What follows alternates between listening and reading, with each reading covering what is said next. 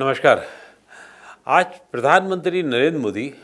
दिल्ली विश्वविद्यालय के शताब्दी समारोह के समापन समारोह में दिल्ली विश्वविद्यालय के कैंपस में थे।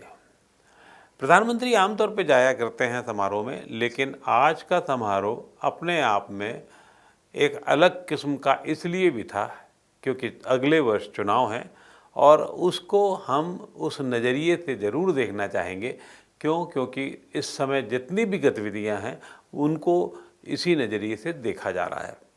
तो यूथ के बीच में, युवाओं के बीच में जाकर के जिस प्रक्रिया के तहत उन्होंने काम किया, उससे लगता है कि उन्होंने युवाओं को रिझाने के लिए अपनी तरफ से जो पूरा उनकी पहले की कोशिश रही है, जो उनका वोट बैंक रहा है, जो उनकी शुरुआत से उनका वोट बैंक रहा है यूथ, जिस पर उनका अलग से फोकस रहा है 18+ युवाओं को साथ में रखने का और उनकी आकांक्षाओं को ऊपर लाने का, उस क्रम में आज उन्होंने एक कदम और बढ़ाया है। ये कदम एक कदम और इसलिए मैं कह रहा हूँ क्योंकि सीए के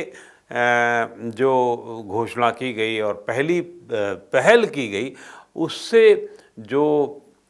राजनीतिक उलटफेर होने की आशंका बताई जा रही है, उसके मद्देनज़र इस युवाओं को जोड़ने के लिए उन्होंने आज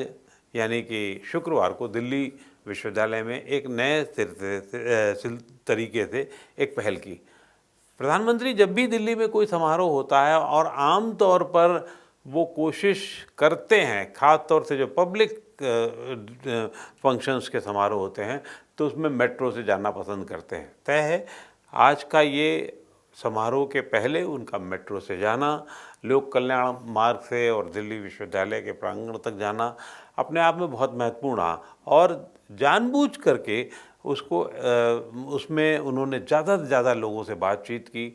ज़्यादा से ज़्यादा युवाओं से बातचीत की और फिर से एक फुर्ती भरा माहौल युवाओं के बीच में देखने की कोशिश की और दिखाने की भी कोशिश की। और ख़ास तौर से इस बात को देखते हुए कि उनके ऊपर तमाम या केंद्र सरकार के ऊपर तमाम आक्षेप लगाने की कोशिश की जा रही थी कि युवाओं की अनदेखी हो रही है, उसके लिहाज से इस आज के आयोजन को बहुत महत्वपूर्ण तरीके से देखा जाना चाहिए था।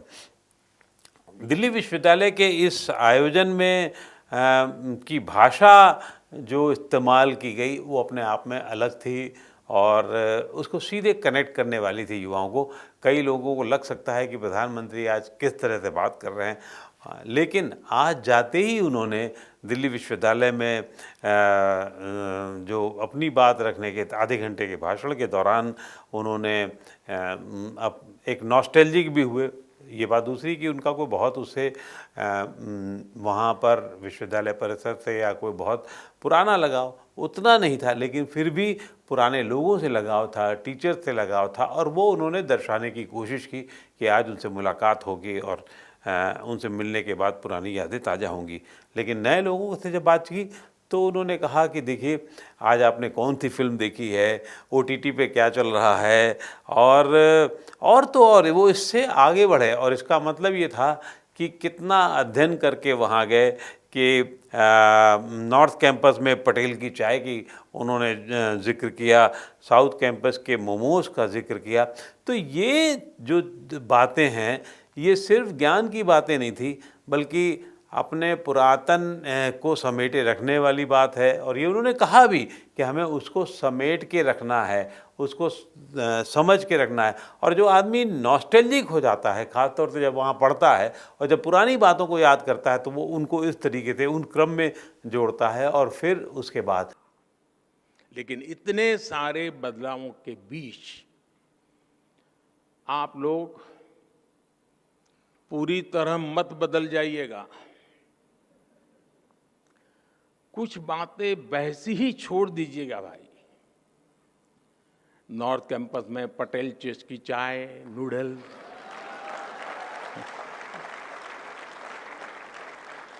साउथ कैंपस में चाणक्य आज के मोमोज, इनका टेस्ट न बदल जाए, ये भी आपको इंश्योर करना होगा। और इस प्रक्रिया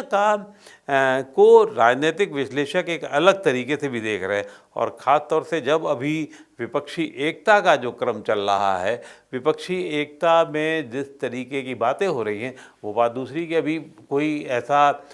ठोस नतीजा तो नहीं निकला है, आगे आने वाले दिनों में क्या होगा। लेकिन राहुल गांधी की जो कांग्रेस के नेता हैं कि यात्रा के बाद 4000 किलोमीटर की यात्रा के बाद राहुल गांधी का जो मीडिया मैनेजमेंट है और जो उनके यहाँ से जिस तरीके की चीज़ें या घटनाएं की जा रही हैं, वो भी अपने आप में बहुत आकर्षण का केंद्र बनती रही हैं। चाहे वो बरसते पानी में भाषण देना हो, चाहे वो अजमेरी गेट पे जा कर के गोलगप्पे खाना हो, चाहे वो बंगाली मार्केट में जा कर के कुछ खाना पीना हो, या भी हाल में दिल्ली में एक ऑटो मैकेनिक के यहाँ के जा कर के कुछ अलग से काम करते दिखाने की। तो इस प्रक्रिया के मद्देनज़र उसको, क्योंकि प्रधानमंत्री मोदी अपने आप को और युवा उनसे कहीं ना कहीं जोड़ते हैं, उस मद्देनज़र में भी ये माना जा रहा है कि वो एक कोशिश है आज की कार्यक्रम के दौरान, इन सब बातों की ये कोशिश है कि वो उसको भी किसी भी तरीके से ये नहीं चाहते हैं कि जो दूसरी तरफ से कोशिशें हो रही हैं वो थोड़ी हावी हों, बल्कि उनकी कोशिश हमेशा की तरीके से ऊपर नजर आए। ये इस लिहाज में भी बहुत महत्वपूर्ण माना जा रहा है राजनीति में, क्योंकि एक एक कदम जो है उसको आप अनदेखा नहीं कर सकते। आप ये नहीं कह सकते कि हमारी इनसे क्या तुलना है, हमारी इनसे क्या तुलना है। हर कदम पर अपना एक मौके पर एक मात देनी होती है, शहमात का खेल चलना होता है। तो इस लिहाज से वो बहुत महत्वपूर्ण रहा है। और उन्होंने आज इसी सब को ध्यान में रखते हुए उन्होंने अपनी बातचीत की। उन्होंने ऐसा नहीं है कि दिल्ली विश्वविद्यालय के गौरवपूर्ण इतिहास या उसके इतिहास को अमृतकाल से जोड़ा और ये कहा कि अगले 25 साल बाद जब दिल्ली विश्वविद्यालय 100 साल मना रहा होगा तो देश जो है सबसे बड़ी इकोनॉमी के रूप में होगा। तो ये जो बातें वो करते रहे हैं उस पर उन्होंने और फोकस किया और ख़ास तौर से ये बताने की कोशिश की कि इस समय उनके कार्यकाल के दौरान युवाओं के लिए बहुत कुछ किया गया है। चाहे वो उन्होंने यूनिकॉर्न का मामला हुआ बताने की कोशिश की, ये भी बताने की कोशिश की कि जो 2014 तक पहले तक जो 100 स्टार्टअप हुआ करते थे, आज वो 1 लाख से ज़्यादा हैं। ये भी बताने की कोशिश की कि पेटेंट जो हैं 2014 से बाद में अब तक जो हैं 5 गुना ज़्यादा हो गए हैं। हाँ, ये भी उनके दिमाग में रहा होगा कि बेरोजगारी की बात की जाए, बेरोजगारी की बात होगी तो उसको भी काउंटर करने के लिए उन्होंने अपनी तरफ से बात की, बताया कि और नौकरी के अलावा भी बहुत कुछ हो रहा है जिसमें लोग नौकरी देने की स्थिति में हैं। तो ये एक अपने आप में उन्होंने उसको काउंटर करने की भी कोशिश की है। दिल्ली विश्वविद्यालय का ये आयोजन इसलिए महत्वपूर्ण है कि भारतीय जनता पार्टी के लिहाज से जो राष्ट्र हित, राष्ट्र गौरव की जो छवि है उसको और परिष्कृत करने की दिशा में उसमें काम कर रहा है। और साथ ही एक और जो घोषणा की गई कि उन्होंने ये बताने की कोशिश की कि विश्वविद्यालयों को लेकर के बहुत आरोप प्रत्यारोप पिछली सरकार के लोग लगाते रहे हैं कि उनके विश्वविद्यालयों के वर्तमान को लेकर के उन्होंने उसको कहा कि अभी विश्वविद्यालयों को बहुत सारा काम करना होगा और सॉफ्ट पावर के तौर पर विश्वविद्यालयों को रोड मैप बनाना होगा। इस पूरे क्रम में को आप इस तरह से मान सकते हैं कि ये एक